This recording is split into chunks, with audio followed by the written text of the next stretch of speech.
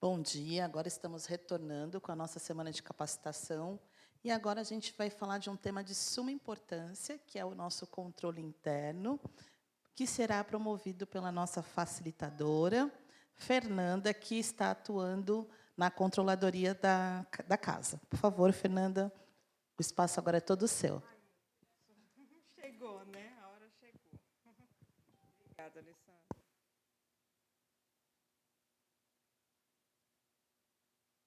Bom dia de novo. Meu nome é Fernanda. Topei esse desafio porque eu tenho muita necessidade de estar próximo, né? Até pela função que o controle exerce, né? Tem um estigma muito grande que o controle só está aqui para apontar erro, né? Para punir, né? Coitado do controle, né? Punir como? Quem? Né? Realmente, o lado de fazer verificações fica com controle. Porém, a gente não está aqui para perseguir, para criticar. Não, a gente está aqui para trabalhar junto. Estamos todos no mesmo barco. Né? Então, como está acontecendo aqui essa facilitação de conhecimento, né? Quem sabe mais ensina para quem sabe menos, e assim a gente vai trocando experiências. Né? Então, esse é o meu objetivo, tá bom? Coloquei aqui o Rubinho, né? Não é novidade para ninguém sobre as novas leis, né? Então, para simbolizar. A controladora da casa é a Marilda. Eu estou trabalhando com ela desde quando eu entrei aqui, em março de 2023. Eu vou falar um pouco da missão do controle interno. Né? O controle interno é um órgão de assessoramento. Né? A gente faz as verificações, auditorias. Nós temos uma missão que está lá na Constituição. Né?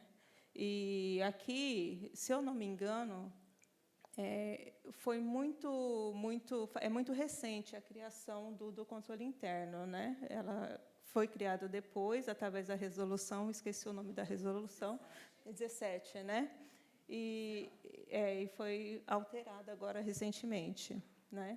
Então, entre as atribuições do controle interno, né, segundo a Constituição, está lá que é para comprovar e avaliar os resultados, as legalidades dos atos da administração, e apoiar o controle externo na sua missão institucional.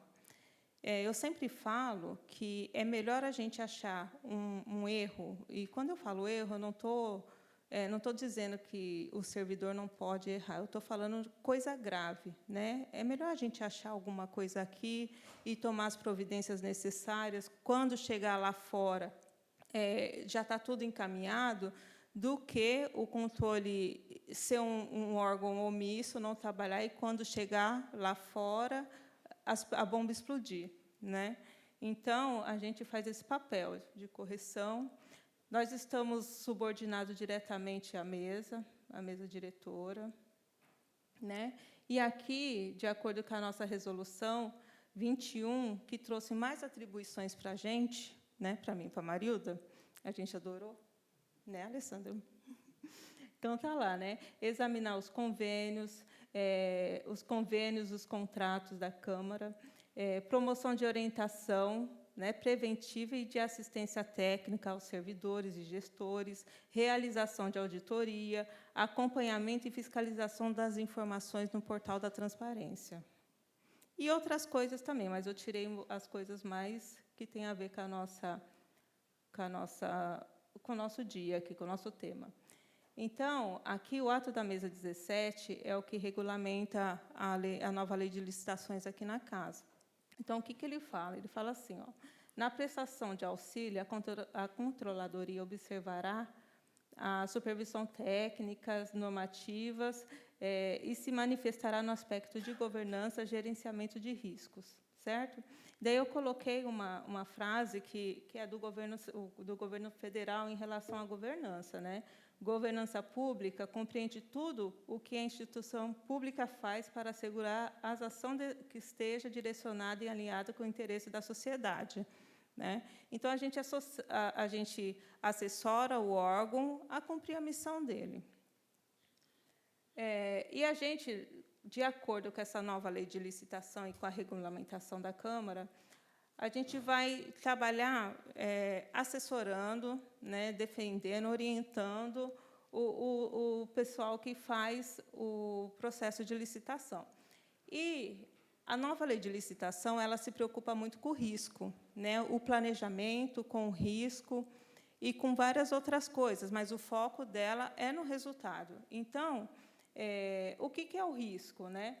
O risco é uma situação incerta que pode comprometer a licitação.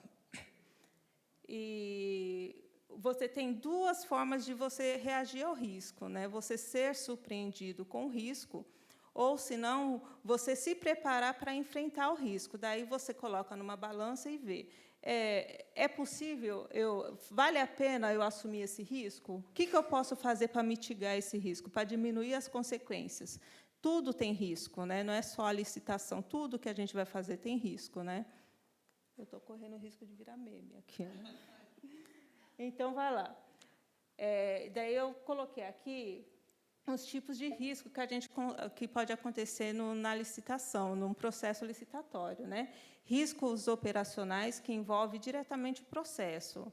A pessoa está lá fazendo, de repente acontece um erro. Dá para corrigir? Geralmente dá, né? Daí eu vou pular o risco de imagem e vou falar dos riscos legais.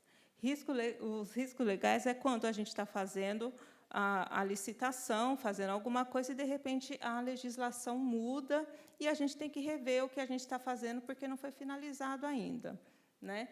Na outra lei, fazendo um comparativo, eu acredito não, tem a ver mais ou menos com o fato do príncipe, lá que o pessoal falava, né, que são coisas externas que afetam.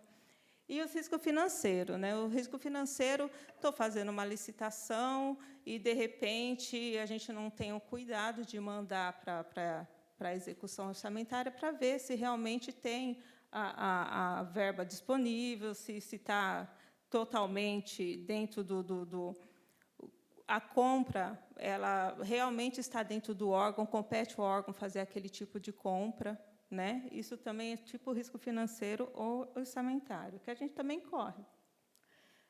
A etapa da gestão de risco, né? Primeiro, a gente identifica o risco. A gente avalia se vale a pena a gente assumir esse risco ou não, né? Valendo a pena a gente assumir esse risco, como que a gente vai agir se esse risco venha a acontecer? Aconteceu, a gente vai implementar. Aconteceu não, antes de acontecer, a gente vai implementar, deixar todo mundo ciente o que é e como que a gente vai agir. E, a partir daí, a gente vai monitorar. A gente vai estar preparado para esse risco e a gente vai monitorar. Acontecendo, a gente vai colocar a nossa teoria em prática, né? Não acontecendo, muito bem, obrigado, né? Partir para outra. Aqui eu coloquei um exemplo, né, de um risco, né? Conluio entre fornecedores, né? Conluio entre fornecedores e o agente público, né? Qual que é a consequência se esse risco se materializar, né? A consequência é eu receber uma proposta fictícia, né? Valor a mais, uma proposta mais cara do que deveria ser. E, lá na frente, essa licitação vinha a causar algum tipo de prejuízo para a administração, inclusive ela ser cancelada, anulada pelo judiciário, né? Daí aconteceu, o que a gente vai fazer para como medida de contingência? Apurar as responsabilidades, que tem que apurar a responsabilidade, principalmente do servidor que abriu margem para isso acontecer, né? E a aplicação de sanção ao licitante, que foi lá, fez conluio com outras empresas para participar do certame. Medidas preventivas, para que esse risco não ocorra. Treinamentos para o servidor, né? Segregação de função e rotatividade também. de servidor no setor, né? Para não ficar só uma pessoa fazendo a mesma coisa, né? Quando uma pessoa faz a mesma coisa sempre, nasceu ali, ficou ali, e só sabe fazer aquilo, pode acontecer muito vício. A pessoa faz as coisas no automático e acaba gerando uma consequência que ninguém quer lá na frente. Né? Daí eu coloquei assim, resumindo, né? Aqui a controladoria serve para testar a legalidade dos atos e minimizar a ocorrência de erros e maiores consequências para o servidor. Foi o que eu falei para vocês. A gente achando alguma coisa errada aqui, a gente corrige aqui, a gente toma providências aqui, para evitar que isso saia lá para fora e fique exposto, a casa fique exposta para todo mundo. Ninguém quer que isso aconteça. Daí, a controladoria ela tem que agir de forma técnica, ela tem que se basear na lei para verificar algum tipo de processo ou procedimento. Não adianta a gente achar que aconteceu, a gente achar que está acontecendo, a gente tem que pegar indícios que vão reforçar nossas evidências para a gente colocar num relatório. Né? A gente não pode agir na emoção e falar que acha, colocar coisas que não faz sentido no relatório. Né? Daí, eu coloquei que a controladoria ela tem que ser imparcial. Né? E a gente não escolhe um processo, esse processo fulano está fazendo, então vou auditar. Né, eu vou acompanhar porque tem alguma coisa errada. Não, é por amostragem. Outra forma também da controladoria se manifestar, né, acompanhar um processo, é quando tem provocação, tem algum tipo de denúncia, ou quando nossos superiores pedem para a gente fazer isso. Né? Então, o relatório da controladoria ele tem que ser tecnicamente fundamentado, nada de achismo. Daí, aqui, a gente fala tanto de erro, né? Que ontem se colocou muito a questão do erro. Sim, o servidor pode errar, e todo mundo erra. Todo mundo que trabalha erra. E quanto mais trabalho, mais erro. Né? Então, coloquei ali que o erro é um ato equivocado. Né? Para a gente analisar um processo, a gente tem que separar o que é um erro grosseiro, o que pode ser uma fraude, se está evidente no processo. Então, o erro, é um ato equivocado, mas só que não tem indícios de intenção de errar e não tem irregularidade. Ele pode acarretar algum tipo de irregularidade, mas a intenção realmente não foi causar nenhum desvio. Né? Isso é o erro. E tem o erro grosseiro. Né? O erro grosseiro é com culpa grave. Né? Tem que ter a culpa grave, ação, omissão, com um elevado grau de negligência, imprudência ou imperícia. Né? É um erro grosseiro. Vamos supor, a pessoa está lá para fazer aquilo. Ela foi treinada para fazer aquilo, e, de repente, ela tem que resolver uma situação e não resolve. Né? Ela foi omissa. Né? Deixou a coisa acontecer e não resolveu. Né? Isso entra como negligência. Imprudência é como quando a gente faz de qualquer jeito. Né? Chegou o processo, eu tenho que passar o processo para frente, não me preocupo em ler o processo, em ver o que está acontecendo, simplesmente eu pego a bola e passo. De qualquer jeito, e lá na frente tem um problema enorme.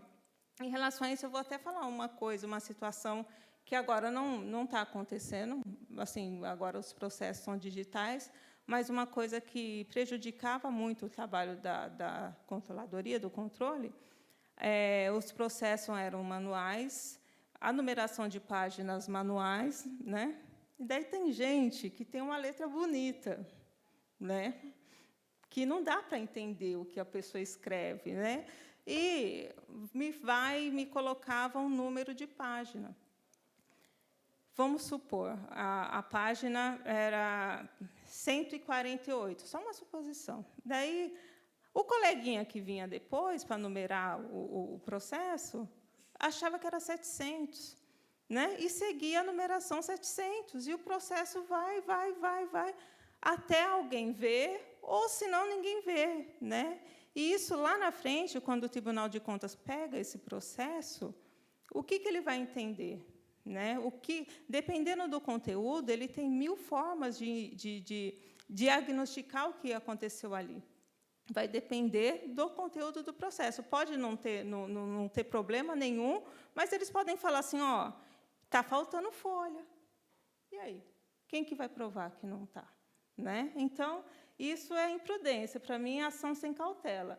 E imperícia é quando uma pessoa não tem capacidade de fazer, não tem treinamento, e, de repente, vai lá e eu vou fazer.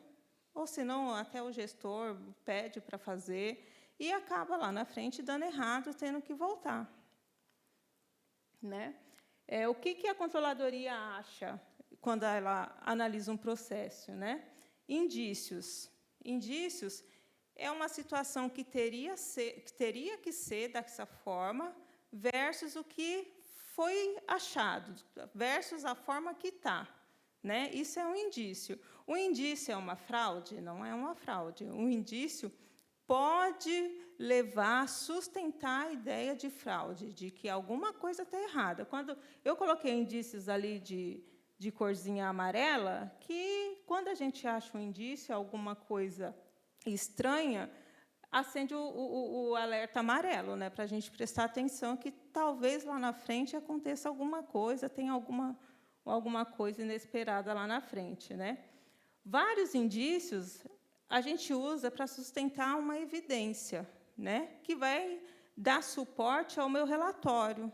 Né? Várias coisas vai levando, vários indícios vai apontando para a ocorrência de um fato, como é uma evidência. E, na hora de eu fazer o meu relatório, eu vou apontar tudo que eu achei no processo, tudo que foi colhido lá atrás. Né? Impropriedade, eu coloquei aí também. Impropriedade é aquele erro que ele não é grave, né? Mas o fato de não ser grave não quer dizer que eu não vou apontar no relatório. Quando a gente aponta alguma coisa no relatório que não há grave, a intenção, o que a controladoria está querendo dizer é assim, gente, tome providências para não acontecer de novo. Então, se você não sabe o que está fazendo errado, você vai continuar fazendo. Né? Então, quando a gente aponta alguma coisa nesse sentido, não é para o servidor ficar se culpando, se martirizando, né? Deixando de me dar bom dia quando me encontra. Né? Não é só para ver que está errando, está errado, e tem outra forma que não vai ter problema para ele, nem para a gente, para mudar o comportamento. Agora, quando a gente encontra uma irregularidade, é mais grave. Né?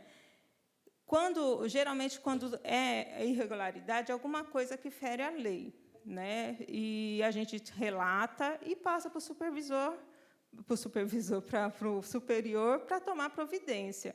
A gente encontrou uma irregularidade, a gente não vai punir o funcionário, não. Vai ter sindicância, ampla defesa, e vai depender do pessoal que é superior a gente decidir o que vai fazer com aquilo, mas a gente tem que apontar. Quando a gente aponta uma irregularidade, a gente aponta o fato. Né? A gente não aponta nomes, a gente não aponta ninguém, a gente aponta o fato. A controladoria está preocupada com o fato, não com a pessoa, nesse caso. Então, a gente faz um relatório e passa para frente para quem de direito tomar as suas providências. Né? Daí, agora, eu vou falar da lei do controle na lei de licitações. Né? A diferença que eu vejo assim, mais gritante entre a lei de licitações 8666 com a nova é que o cenário que foi criado, a lei 8666, era um cenário assim de, como que se diz assim, de caça às bruxas. Né? A gente não, minha mãe, na época da minha mãe, né, tinha uma instabilidade econômica bem grande. E só um minutinho, gente.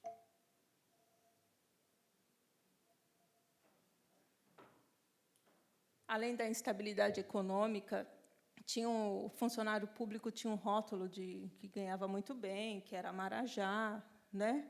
E que, às vezes, o salário não era grande, mas eles, né, segundo a lenda, né, eles faziam por ser, tinha muitas posses. Né? E juntou a estabilidade com essa caça às bruxas, que funcionalismo público era um lugar onde todo mundo ficava rico, o povo começou a focar no combate à corrupção, né? Então, a Lei 8666, ela estava preocupada em achar culpados, né? Achar culpados. Ela não estava preocupada com o resultado de uma licitação. Ela simplesmente queria apontar um culpado para alguma coisa que deu errado, para dar uma resposta para a sociedade. Pelo menos é essa a minha visão, né? Eu vou até contar um caso para vocês. Eu trabalhava num outro lugar, que eu não vou falar o nome, né? Ninguém sabe. E lá eu trabalhava com adiantamento. E lá possuía algumas regras rígidas de adiantamento. E daí era um lugar tenso, que envolvia segurança. E eu peguei e fiz um adiantamento, né? Foi uma coisa assim muito corriqueira, muito tenso. Assim, a gente estava atravessando um período muito tenso no local que a gente trabalhava, e qualquer coisa ali explodia. Eu fiz a licitação, eu me antecipei a um problema, né? O resultado foi positivo, deu tudo certo. Na hora que eu fui pagar o prestador de serviço, ele não estava com a nota fiscal, né? Porém, a gente tinha uma orientação que o dinheiro, quando é disponibilizado para fazer o pagamento, a gente tinha que pagar imediatamente, né? E o que eu fiz? Fulano, ó, você me dá o número da sua conta, que eu vou depositar o dinheiro para você, e você me manda a nota fiscal. Mas o serviço já estava feito, né? O serviço já estava feito, já estava tudo registrado. Eu fui ao banco, para minha sorte, azar, né? Era véspera de feriado prolongado, né? Eu fiz o depósito. E, na segunda-feira, achei que estava tudo bem, né? E, na segunda-feira, olhei no e-mail, cadê a nota? Não tinha nota, né? Peguei, liguei para ele, ele falou assim, Fernanda, eu não recebi, né? Quando eu vou ver o extrato da conta, o dinheiro tinha voltado para a conta, porque o número da conta do destinatário estava errado. Daí, o que eu fiz? Liguei para ele e falei assim, agora, então, você vem aqui que eu vou te dar um cheque. Tinha que assinar em 2 pessoas. Eu peguei, né, preenchi o cheque, entreguei o cheque para ele, ele me deu a nota, fiz a prestação de conta, mandei o processo embora. -1, né? Já foi. 1 ano depois, mais ou menos, esse processo me volta. Eu acompanhava o direcionamento de malote para mim, e eu falei, o que esse processo está voltando para mim, né? Quando eu pego esse processo estava bem assim, passou por auditoria, né? E foi dito lá no relatório do auditor que eu fiz um pagamento antecipado, simplesmente porque eu estava sem a nota, né? Falei, mas como pagamento antecipado, né? O serviço tinha sido feito e, além do serviço ter feito, o dinheiro bateu na conta e voltou, bateu no sistema que seria a conta do destinatário e voltou. E a pessoa lá, o auditor, não, que você fez errado, pagamento antecipado, Lei 8666. Eu falei assim, mas o serviço está feito, está até aqui, né? E era tudo através de processo.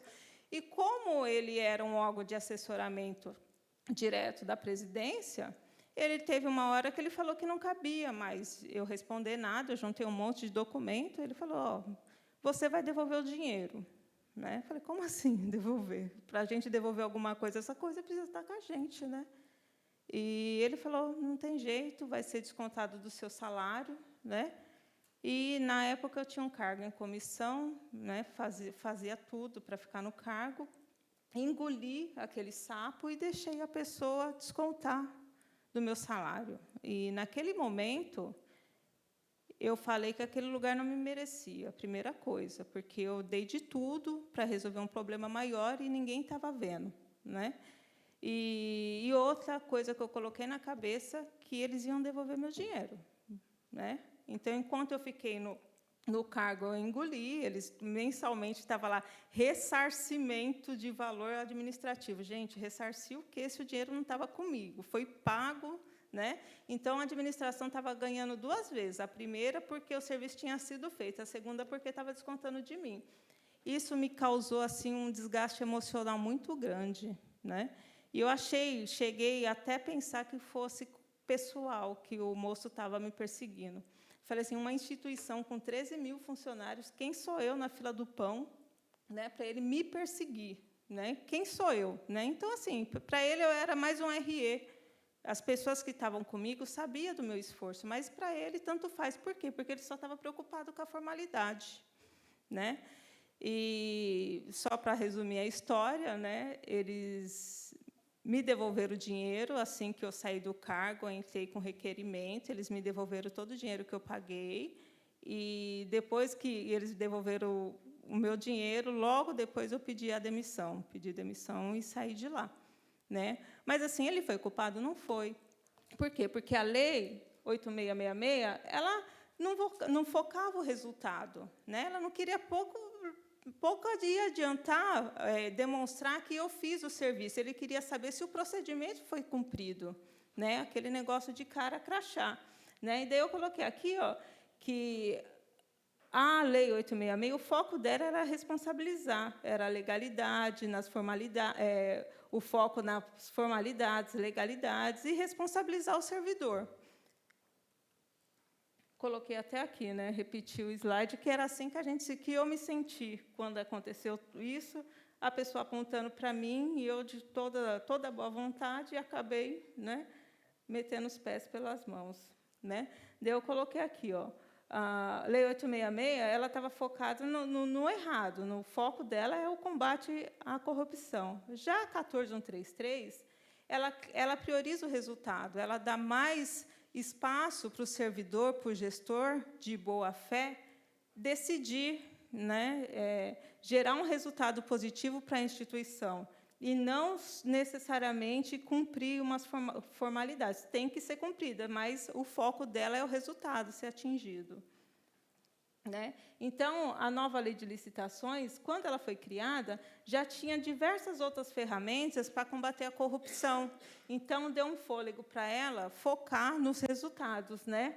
No planejamento, resultado, planejamento, efetividade do que é feito, né? Então, a proposta da nova lei de licitações, né? O controle interno, os órgãos de controle, agindo de forma pedagógica e orientativa. Por quê? Porque na Lei 8666, o controle era reativo. Quando o processo chegava para o controle, seja por denúncia ou por amostragem, o errado já tinha sido feito. Então, não dava tempo de corrigir. O que restava era punir o servidor. Agora, a gente acompanhando o processo no seu desenrolar, dá tempo de corrigir antes do problema. Você corrigir o risco, enfrentar o risco, antes que ele cause algum desastre lá na frente, né?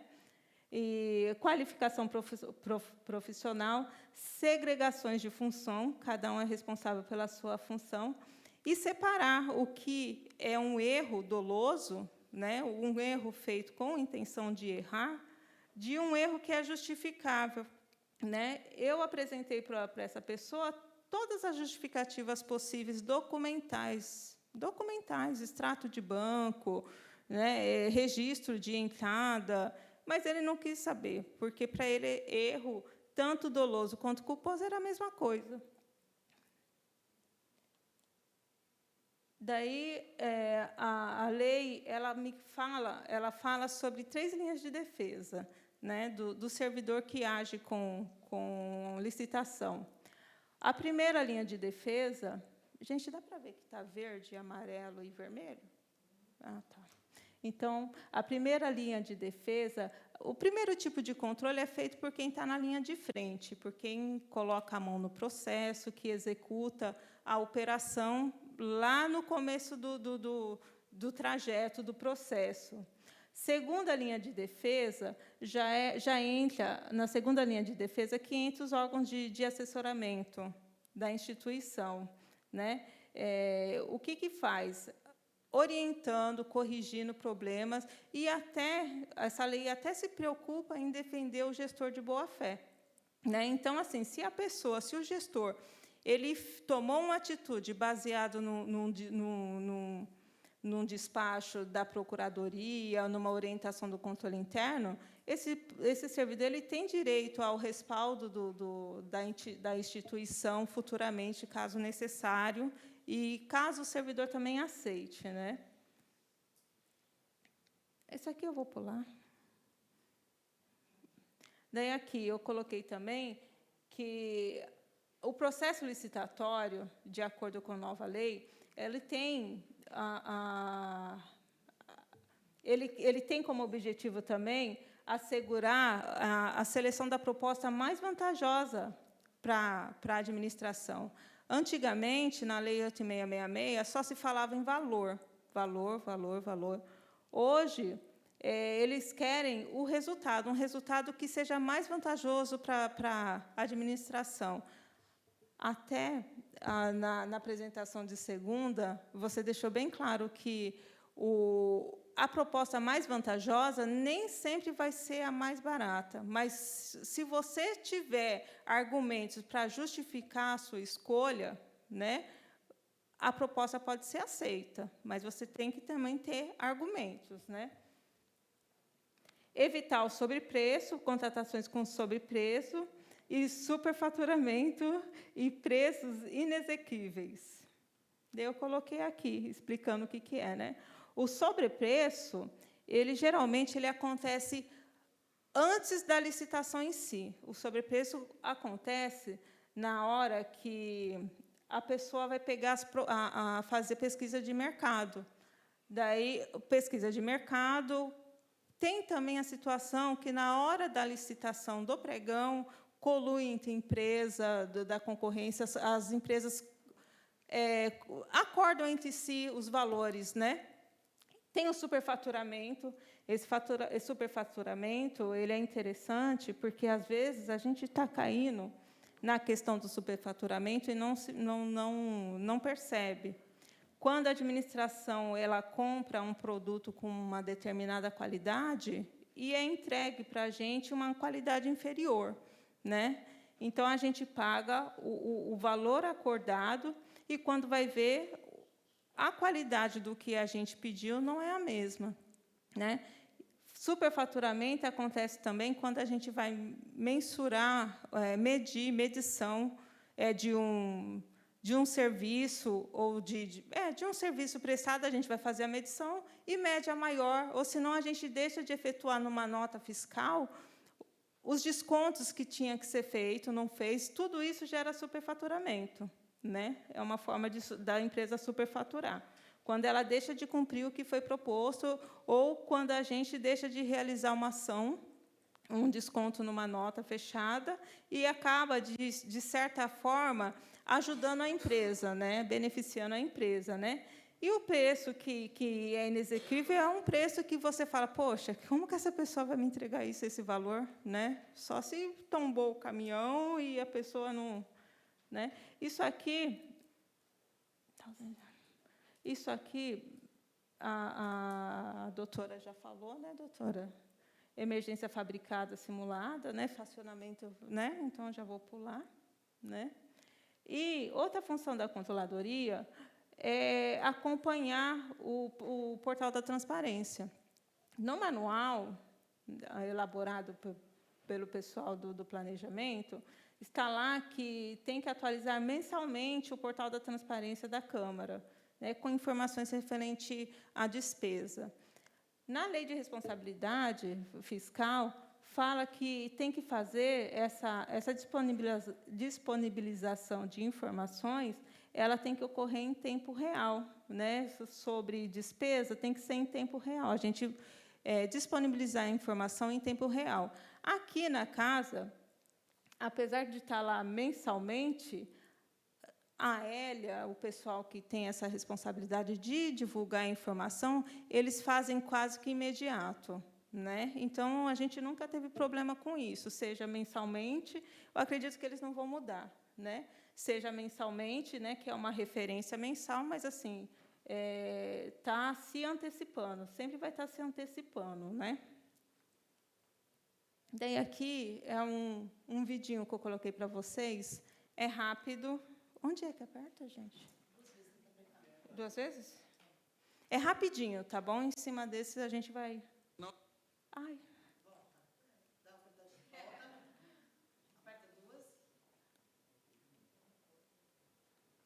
Não se convenceu de que você só faz bem uma Ai, coisa de dá cada para vez? voltar do começo?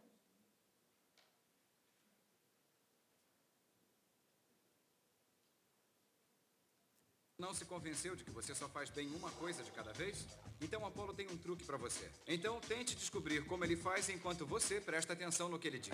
Muita gente me pergunta qual é o lugar mais seguro para guardar suas coisas. A resposta não é tão simples. Você precisa se envolver mais. Entrar na mente do ladrão. Vou lhe mostrar como se faz isso. Você precisa saber quais são os alvos deles. Os ladrões procuram por marcas, o tipo de relógio que você usa, eles querem o seu dinheiro e querem o seu telefone. Todas estas coisas são valiosas e é importante saber como pode escondê-las. Uma dica simples para os viajantes. Pegue um copo e use-o como um cofre portátil. Ponha seus objetos de valor para dentro, feche com a tampa e, para ficar ainda mais convincente, às vezes basta apelar para o detalhe mais simples, como acrescentar o canudo. O ladrão vai ver o canudo, vai achar que o copo está vazio e, se tentar roubá-lo, não vai achar nada de valor e ainda vai deixar você com o seu lixo. Você não perderia seus objetos de valor e, no final, ainda ganharia uma bebida refrescante.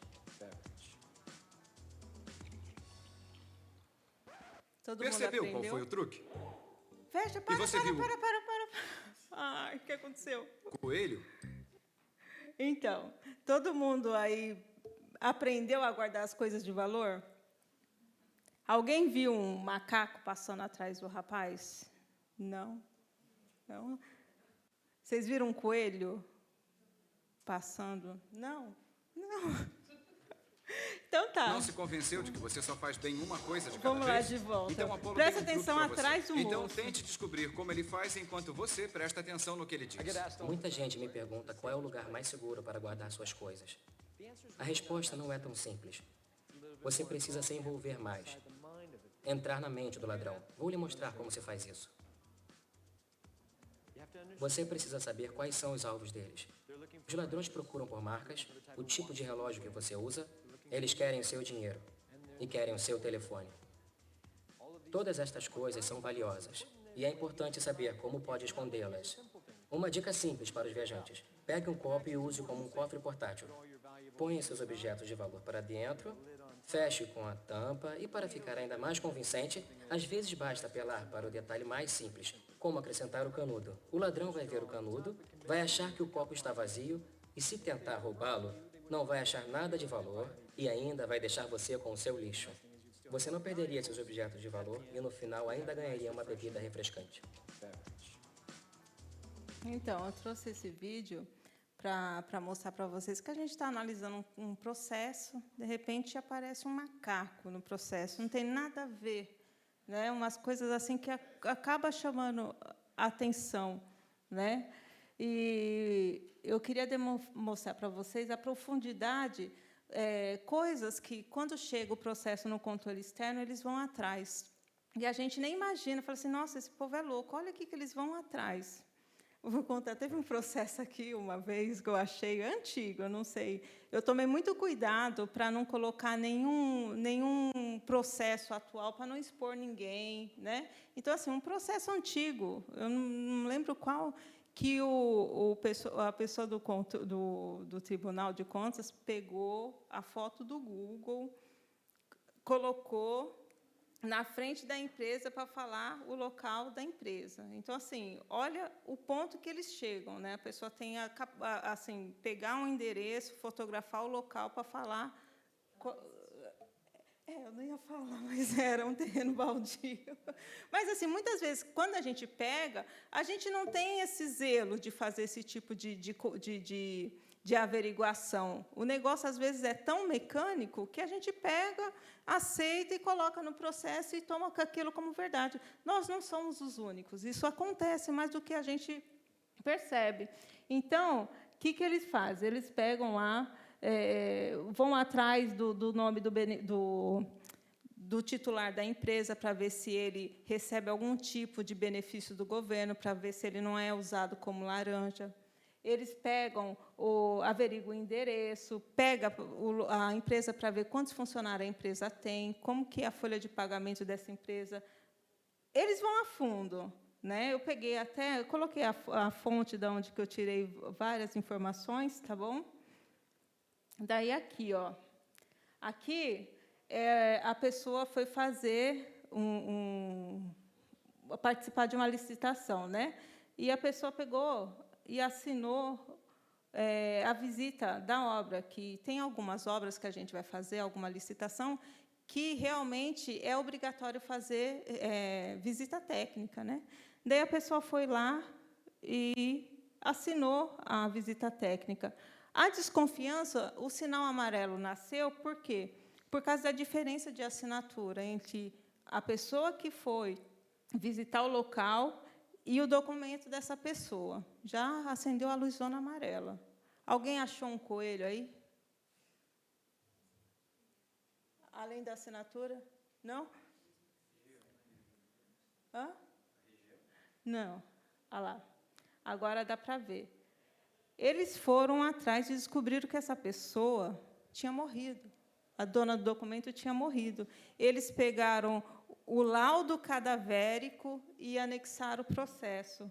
E está lá o nome do processo da investigação.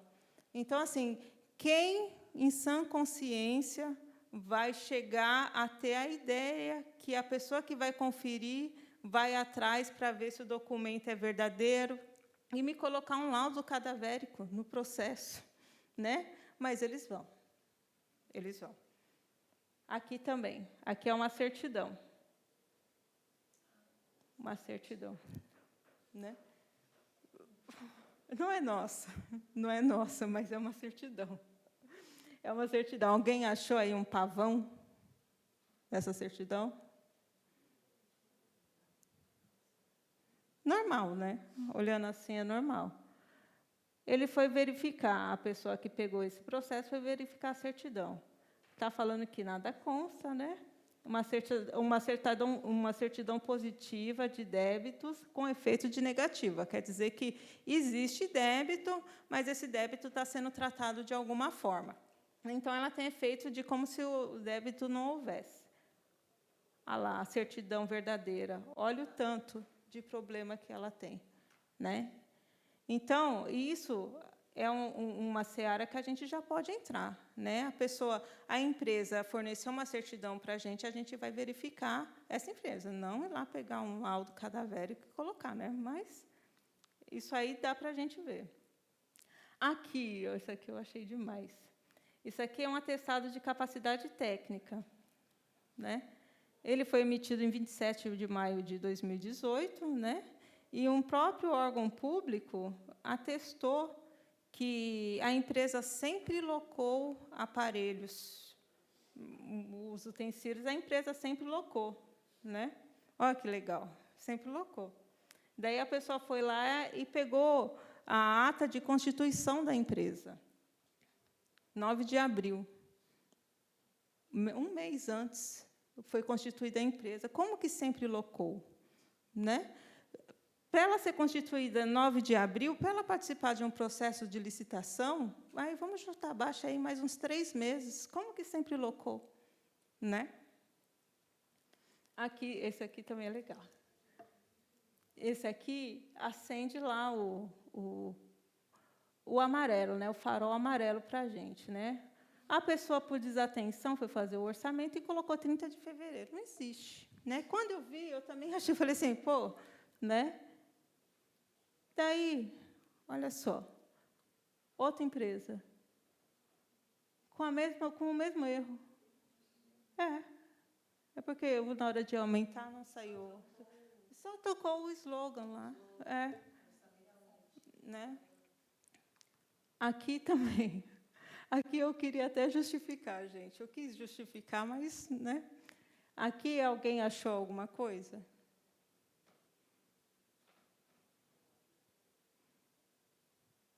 É um elefante, gente, não é nem um macaco, nem um coelho, é um elefante.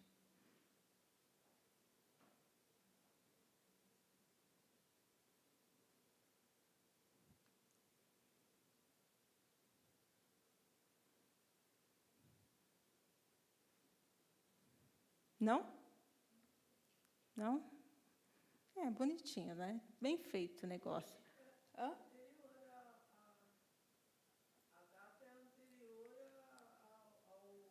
Ao decreto. Ao decreto. Eles lançaram essa solicitação de compra citando um decreto que não tinha sido publicado ainda, né? Isso aqui, né, é o que caracteriza? Caracteriza que é licitação inversa, que primeiro foi feito, muitas vezes, primeiro é feita a aquisição, e daí depois os cenários vão sendo montados para chegar, finalizar a licitação, mas você já está com o objeto, né? Então, são detalhes que, às vezes, a pessoa, tentando montar um cenário, não... Hã? Olha lá. Aqui, orçamento falso. Aqui, o mesmo engenheiro, ele assinou por 2 empresas, né? Isso aqui colui entre empresas, né? Colui entre empresas, orçamento falso. Não tem o que... Eu pensei que tinha falado. Aqui, direcionamento de marca, né? Isso aqui é polêmico, o texto é polêmico. Eu peguei um pedacinho de vídeo do professor Cleberson também, né? Um professor muito bacana, ele já foi auditor da CGU. E daí agora eu tenho que dar 2 pontos. Olha lá. Desculpa, gente, 10-0. Isso aqui é um áudio, esse vídeo é um áudio que a pessoa estava orientando outra pessoa como fazer para direcionar a licitação para comprar o produto dele. Um produto barato, uma frota de Vectra. Barato. Olha lá. Olha lá. Toca 2 vezes, Fê. 2 vezes rápida. Meninos. Vai lá, agora vai. Olha lá. Esse aqui é um áudio também, nesse sentido, que indica o direcionamento. Dá para colocar o edital disposto de uma forma que o senhor, teoricamente, não vai estar direcionando, mas que caberia só o Vectra.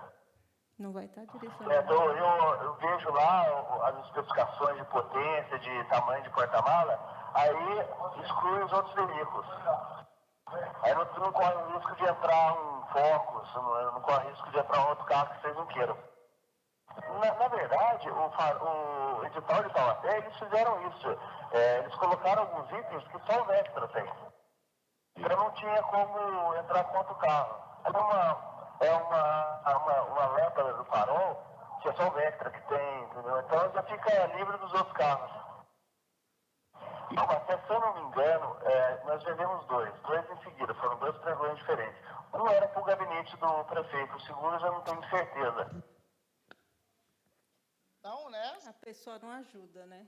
Esse aqui foi um edital, uma especificação direcionada, que os detalhes do produto que o setor solicitou é idêntico ao de um fornecedor, das especificações técnicas de um fornecedor, né? Então, o que acontece? Você restringe a participação de outras pessoas e, às vezes, a pessoa camufla o direcionamento porque não tem justificativa plausível para você indicar um produto A, B ou C. Não tem. Então, as pessoas ocultam, que é o caso do Vectra também, né? Que justificativa que eu vou colocar no edital que eu quero Vectra? Porque tem ar-condicionado? Sabe? Não tem justificativa. Aqui é outra coisa também que eu coloquei, né? Falta de estudo para estimar a quantidade. Você pode comprar demais e o produto estragar, ter desperdício, ou você pode comprar de menos e ter que repetir a licitação de novo para comprar a quantidade que faltou. Daí eu coloquei, é necessário você ter a metodologia, o estoque atual, fazer um comparativo para chegar lá na memória de cálculo, isso é muito importante, né? Daí aqui, ó, CGU aponta irregularidades em licitação. A escola tinha 255 alunos, né? A quantidade de laptops que eles pediram para o aluno chegava a 617 laptops por aluno, né? Para quê, né? O que aconteceu? Eu fiz questão de tirar a manchete e colocar para vocês que são coisas que realmente acontecem, né? Coisa que está aí. Aqui é uma falha na pesquisa de preço. Esse aqui também é ótimo. Aqui, a empresa, o local, ele quer comprar 100 unidades de DVD, né? Hoje em dia nem usa DVD. Mas eles queriam comprar, a data foi 30 de setembro de 2016. Né? O valor unitário do DVD era R$ 38,34, unitário. O total da compra ia dar 3.834. A pessoa foi lá, fez a pesquisa de preço, R$ 44,00 a caixa com 50. A gente acha que não acontece, mas acontece. Aqui. Essa aqui, coloquei sobre... Não acontece com... Assim, nunca peguei alguma coisa nesse sentido, né, aqui. Mas aqui, e nem na maioria dos outros, né? Mas aqui, nessa questão aqui, a pessoa só se preocupou em cumprir o que está na lei. O tempo de publicação do edital para o tempo do ato da licitação, né, do certame. Então, o que aconteceu? Eles fizeram a conta, deu 15 dias, lá, deu 30 dias, eles pegaram simplesmente e marcaram no próximo dia. E nem se atentaram que era véspera de Natal e Ano Novo. Ou fizeram isso por querer, né, que eles falam, né, intencionalmente fizeram isso para restringir a participação de outras pessoas, porque, nesse período, muita gente está viajando, empresa fecha, não funciona. Então, você restringe automaticamente e só participa quem está com a antena ligada, né? Falta de orçamento detalhado. Aqui é um edital, né? A pessoa ia fazer uma contratação de serviço de mão de obra, de limpeza, né? Daí, a pessoa colocou o período e colocou o valor unitário. Mas ela não especificou o valor, né? Quanto que eu vou pagar por cada serviço? Limpeza, quanto que eles vão ter que varrer, qual a metragem do terreno que eles vão ter que varrer, limpar. Por que isso é importante? Porque, se eles deixarem de cumprir, é aquele valor que eu vou me basear para fazer o desconto na nota. Agora, uma licitação fechada desse jeito, fechada que eu digo sem especificar os valores, né? Fica difícil você identificar o desconto que você vai fazer, o que é a empresa, quanto que a empresa ganha por cada serviço prestado. A pessoa parte do princípio que a empresa sempre vai fazer o serviço completo, e não é verdade.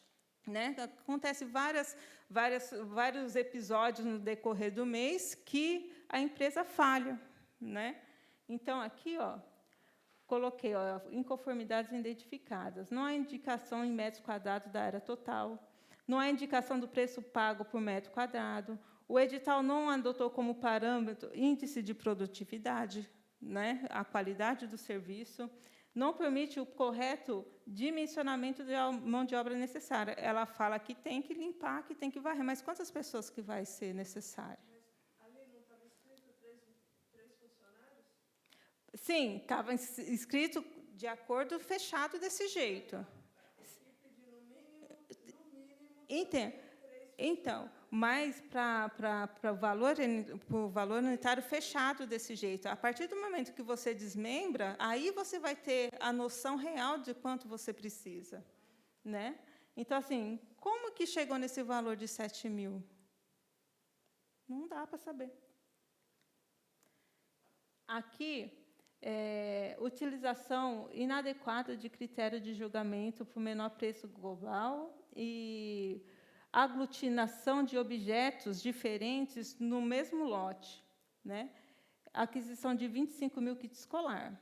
Né? O primeiro kit, aliás, o kit era composto por caderno, lápis, caneta, apontador, pasta. O segundo, impressão digital, capa, contracapa e encadernação da apostila. Se a pessoa que fez essa licitação tivesse dividido esses lápis, que são armarinho que fala, né? Lojinha, papelaria,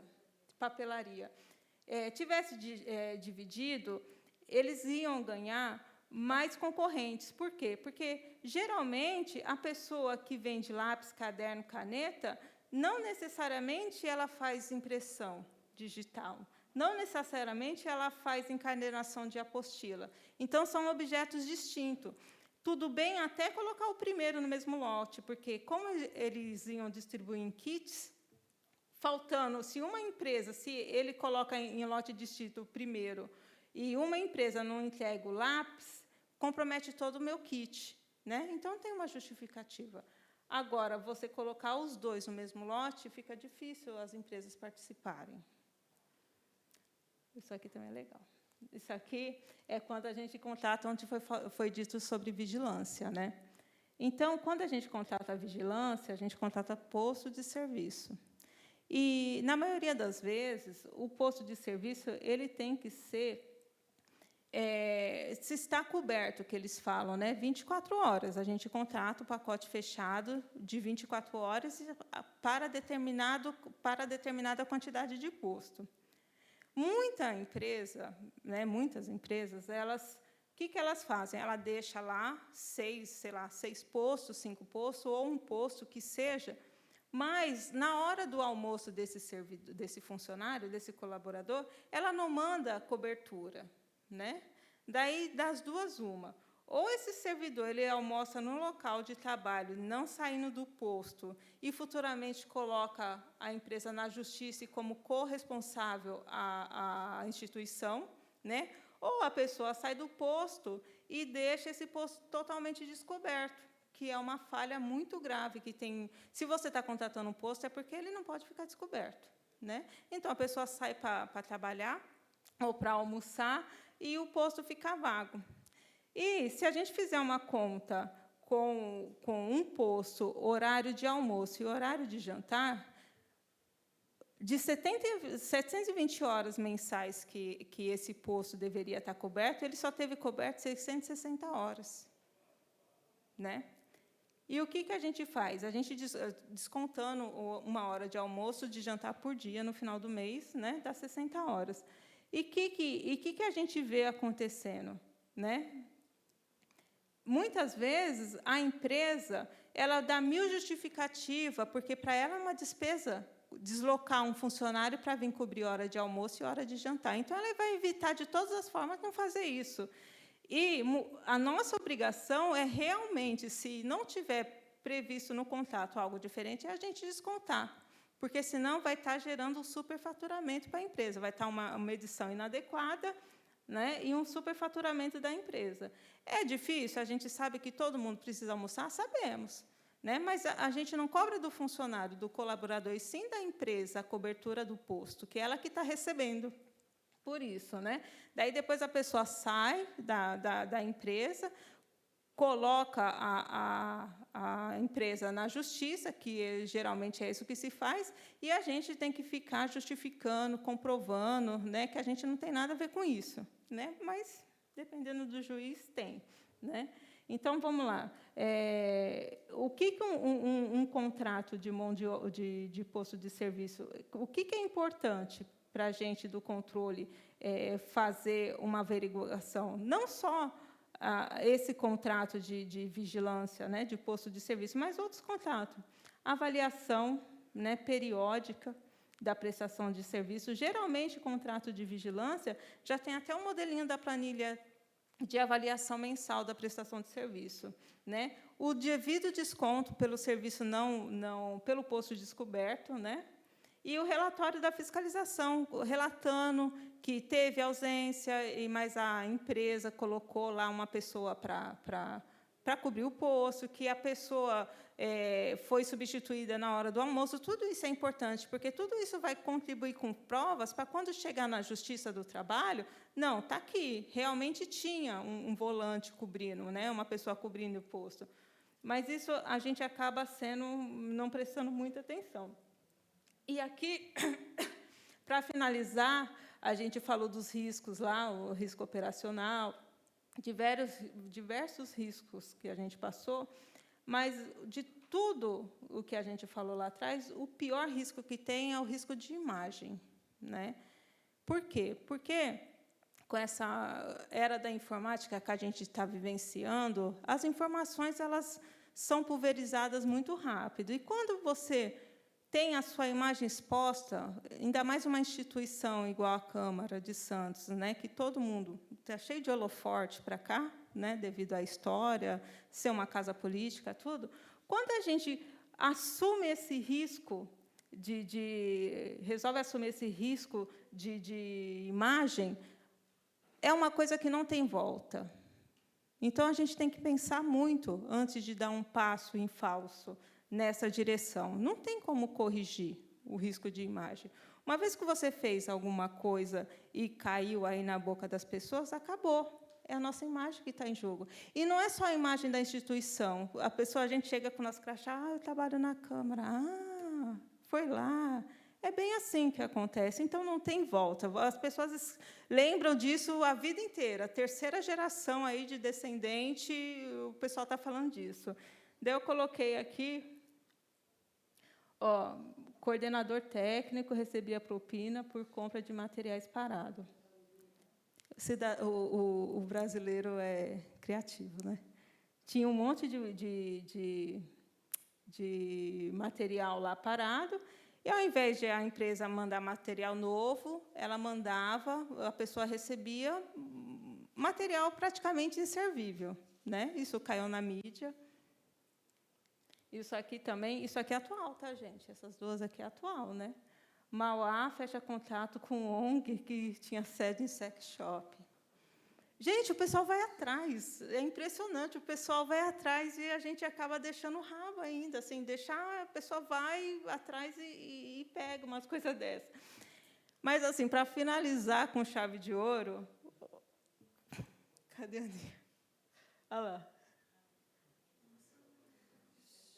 Isso viralizou na época que saiu na Globo, né? Aquele bebê dentro da sacola, gente. Isso que é do jeito que foi divulgado, realmente. Sabe, a imagem dessa prefeitura, você acha que até hoje não tem piadas em relação a isso? Então, a gente tem que ter muita consciência do que a gente está fazendo e lembrar da nossa responsabilidade para evitar esse tipo de coisa. Tá bom? Só isso, gente. Obrigado.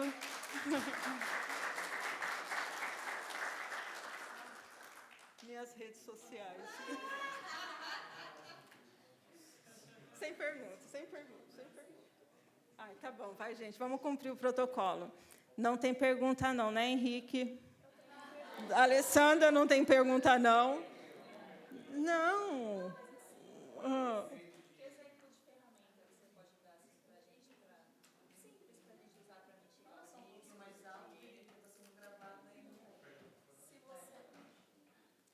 Um exemplo de uma ferramenta que todo mundo tem acesso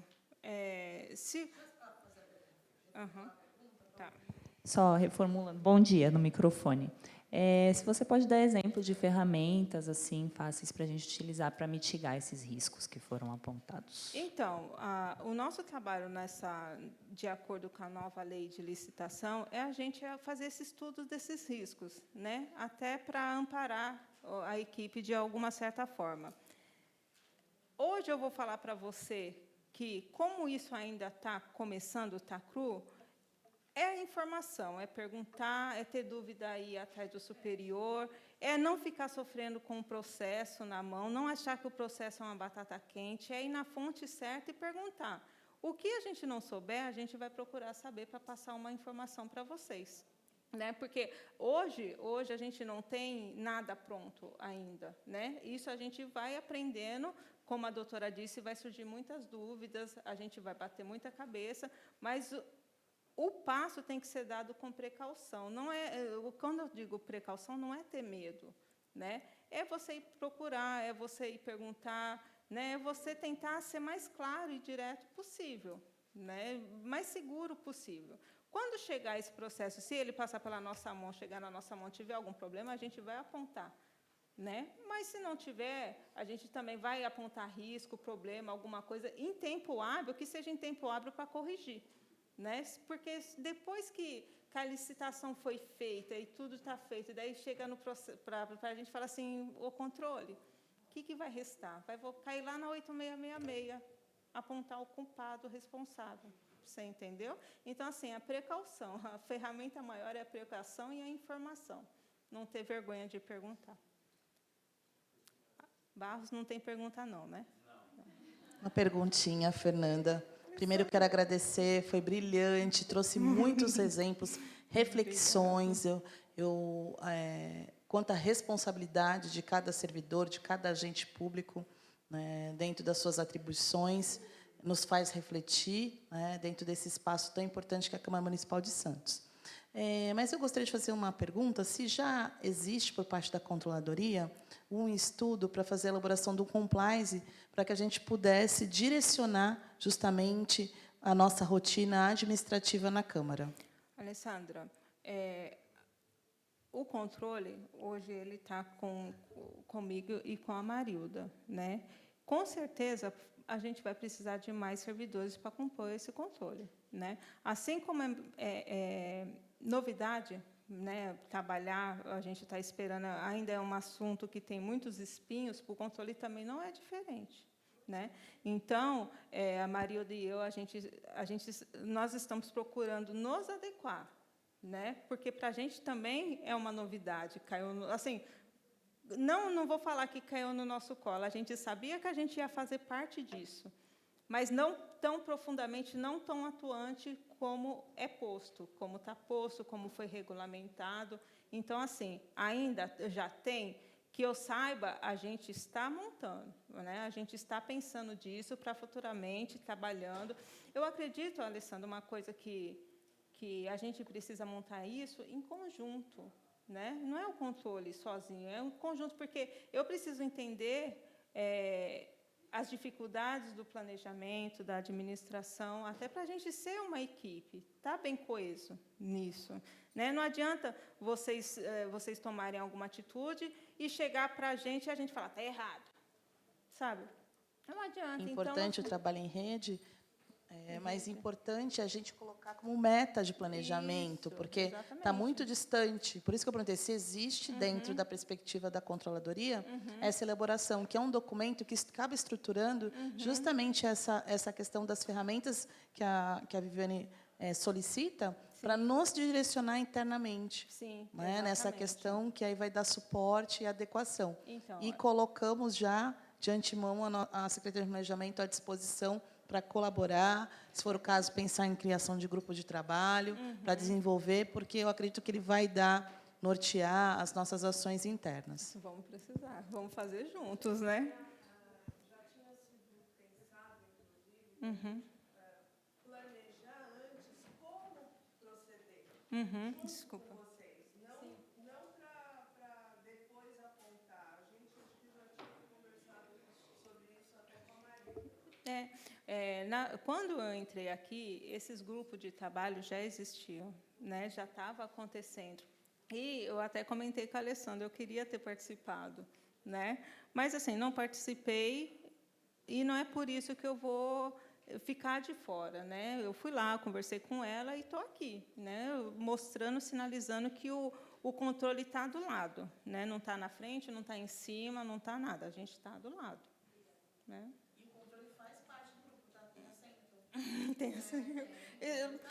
Mas se não tiver, eu vou também, viu? Agora eu vou. Agora que já passou esse susto aqui, pode esperar que eu vou. Já sou íntima de todo mundo. Sem pergunta, né, Barros? Douglas, não? Reinaldo foi o primeiro, né, Reinaldo? Ei, sozinho. Meus parabéns, viu? Depois a gente vai lá, eu vou lá sugar suas informações. Não, mas tudo é bem-vindo. Assim, hoje em dia, eu cheguei aqui, eu resolvi estudar para o controle, para trabalhar em controle, depois que esse cidadão, né, fez eu devolver, gente, eu não me conformo com essa palavra, devolver. Depois que aconteceu isso, que eu falei, não, eu vou estudar, eu vou saber no que ele se baseou para, né, me julgar dessa forma. E eu fui estudando. Quando chegou aqui, eu parecia que eu já sabia que eu ia trabalhar no controle, sabe? Eu só estava esperando cair no meu colo, né? E eu gosto muito do que eu faço. Quando eu cheguei aqui, algumas pessoas assim começaram a me olhar com uma carinha torta. Eu pensei em desistir, pensei em sair. Eu falei, mas não. Eu acho que a gente tem que quebrar esse paradigma que o controle está acima, está a mais. Não é assim. A gente precisa trabalhar junto, até porque, quando o Tribunal de Contas chega aqui, a primeira pessoa a sentar na cadeirinha lá, que eles perguntam, questionam, é o controle. Né? Eles perguntam, eles vêm direto em cima da gente. Né? Cadê seus relatórios? Né? Se a gente não tem um conhecimento do que está acontecendo e a gente não está junto para orientar, como que a gente vai se defender e defender o servidor? Não tem como. Né? Então, assim, eu acho que essa história de controle coercivo, corretivo, ficou lá atrás. Né? E é isso que eu queria mostrar para vocês, que a gente está junto. Certo? Chega, né?